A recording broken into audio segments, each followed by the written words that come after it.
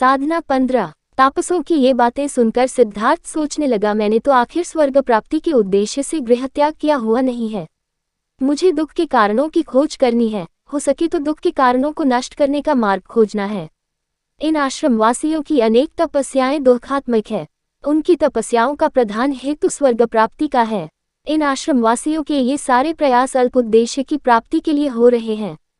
धर्म का मूल सुख में है ऐसा वे कहते हैं, परंतु इस मार्ग से आगे बढ़ते अंतिम दांव शाश्वत सुख प्राप्त होगा ऐसा मैं नहीं मानता। आखिर स्वर्ग सुख का मतलब भी तो क्या होगा? वह इंद्रियजन्य सुख ही तो है। उसके हेतु अब इंद्रियों का दमन किस लिए करना होगा? जन्म जरा व्याधि मरण इस चक्र में से ऐसे तप के माध्यम से मुक्ति कैसे मिलेगी? इस लोक में शरीर को पीड़ा देना ये धर्म है ऐसा ये तपस्वी कहते हैं। शरीर सुख यानी अधर्म ऐसा भी उनका कहना है, परंतु सही कहा जाए तो शरीर को पीड़ा देकर क्या इसी लोक में अधर्म तो नहीं कर रहे? ये तपस्वी मन को, चित्त को लेकर कहीं सोचते ही नहीं।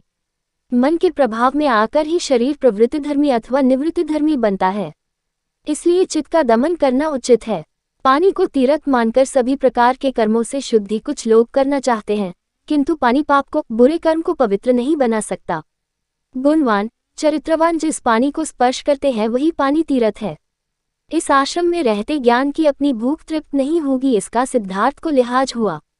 उसने सभी तापसों को विनम्र अभिवादन करते हुए उनसे आश्रम छोड़कर जाने के लिए अनुज्ञा मांगी।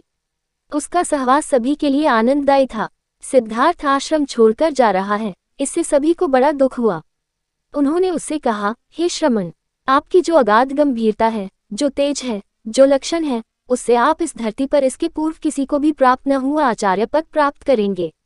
भार्गव ऋषि के आश्रम से चलकर सिद्धार्थ ने मगध देश की राजधानी राजगृह की ओर प्रस्थान किया। उस समय राजा बिंबिसार मगध देश का राजा था। वह विद्या विभूषित था, विद्या का आश्रयदाता था, प्रजापालक था।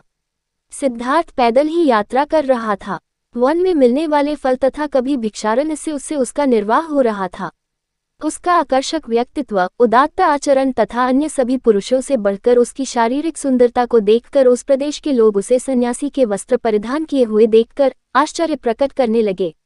उसे देखते ही दूसरी किसी ओर जा रहा आदमी निश्चल खड़ा रहता था, तो खड़ा हुआ आदमी चलने लगता था।